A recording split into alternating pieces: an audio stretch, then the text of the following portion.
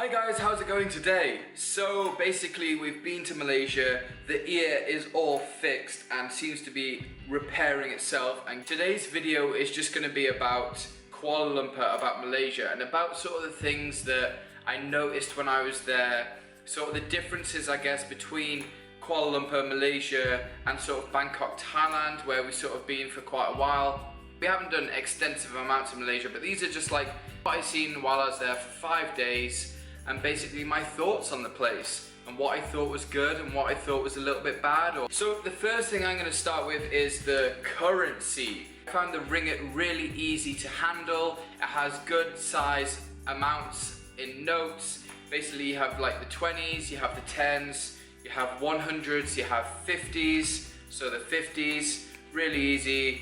You have the 100s. One of the best things about the currency, I think, is the 1 ringgit note, because a lot of exchange places don't accept change. So that's where I found the 1 ringgit note to come in really handy. It's not worth much on its own, but 5 of these is worth £1.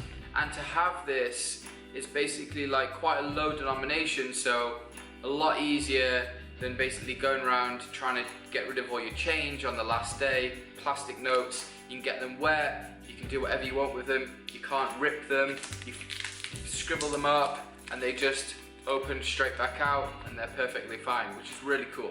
The second thing I noticed quite a lot was basically, especially living here in Chiang Mai, I do see a lot of rats in Chiang Mai and you do see a lot of cockroaches. Now, where we stayed in Malaysia, in Kuala Lumpur, I didn't see 1 rat and I didn't see 1 cockroach. I thought it was very, very clean. Obviously, I only spent 5 days there, but my first day in Bangkok when I was here, I seen about 3 rats. And my first day in Chiang Mai, I seen a couple of rats. So, in comparison, I guess it's a lot cleaner. I guess that has to do a lot with the street food. I didn't see as many street food stalls on the streets in Malaysia, like in Thailand, you just see them dotted around everywhere, the street food stalls. So I guess with a lot of that food being around, then you are going to have probably more rats, more cockroaches. But I would say on a general first impression, I would say Kuala Lumpur was cleaner. Third thing is the people. Now that I found the people very, very polite. They always said please, always said thank you. Their English was very, very good. And also just noticing a few things, like when we were on the train, people were standing up and giving their seat away for like mothers with children and fathers with children as well. So like that was a really nice thing to see. People do that in England, and I'm sure people do that in your home country, but it is a nice thing to see when you go to a new country. Another thing is the train and the bus system seemed to be very, very easy to navigate, and it was very, very easy to use. The machines were in English, so you could press a button and the whole list comes up in English, what you need to do, put your money in, and you get the little coins that you tap on, tap off, and go around the whole system. It is really, really cool. So basically they have a few different lines and they have like a monorail line and stuff, and basically instead of buying like individual tickets, it knows where you're starting from. You can just pick your end point on the machine, and it might even take you on 3 different lines, but you just basically walk through the station and get onto the next line. It was very, very easy. It was always on time. The stations are very clean. The staff were very helpful, and the general maintenance of the trains and stuff were very, very good, I would say. The beer was a lot more expensive than it is here in Thailand. It was actually probably double the price. I mean, we paid 20 ringgit for a large beer, which is £4, where we would pay like sort of 80 baht here in Chiang Mai, which is sort of like less than £2.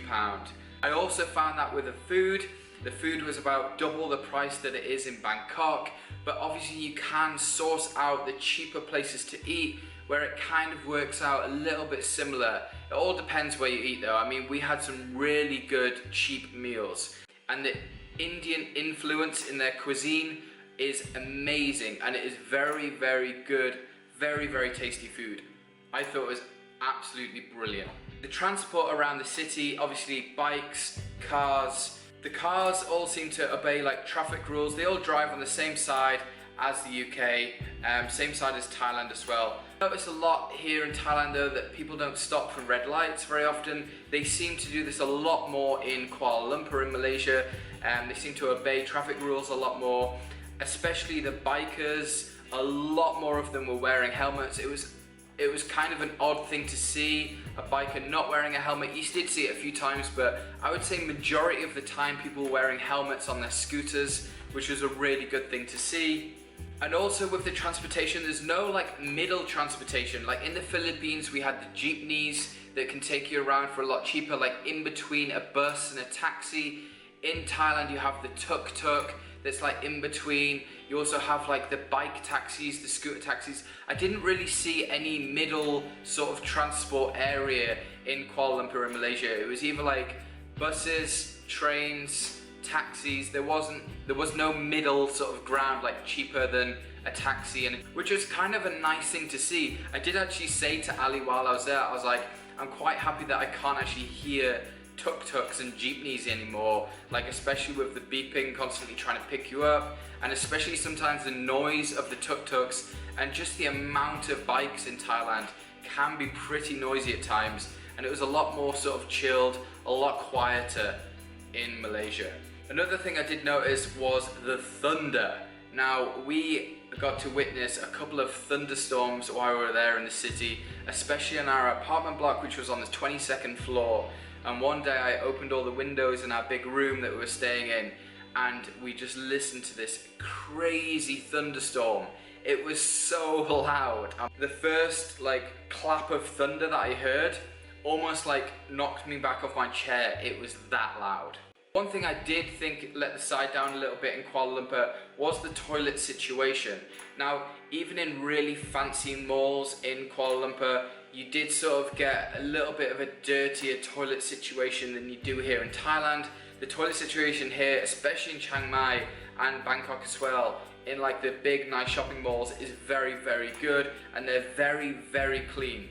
I just found even if you were in a really fancy shopping mall there in Kuala Lumpur, then the sort of toilet situation wasn't as good. That's the only thing I can sort of say that kind of let the side down a bit when we were there.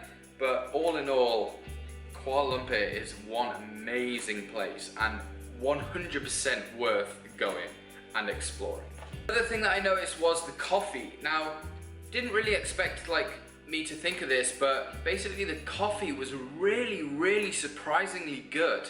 Like the coffee was outstanding, I would say. I would say it's a lot better than Chiang Mai. It was a lot tastier. I do drink black coffee without any sugar, so like I don't know if you drink it differently, but just the taste for me, the black coffee, and especially having no sugar, so it like you can just taste all the flavors. It was a lot better. So all in all on our trip, me and Ali spent £260. Now that did include us buying a few things, like my flip-flops broke when I was there, so I had to purchase a new pair of flip-flops. Did have to buy Ali a swimsuit because the bikini broke a couple of days before we actually left. And we did have to purchase some sun cream, which was quite expensive over there as well. We did actually have a big day out at the water park, which was our most expensive day. But all in all, £260 between us as well was a pretty good amount, I thought, and we did quite well on that. We didn't splurge, we didn't sort of eat in really expensive places. We only had one beer for the whole time we were there, so we didn't go out all the time drinking, so if you did that, it would be a lot more expensive. But yeah, I just want to say another massive thank you to Malaysia for having me and Ali. Definitely plan on going back there to explore more of this amazing country, and I really, really, really recommend you traveling there too. Definitely not one to miss, and I'll see you guys tomorrow.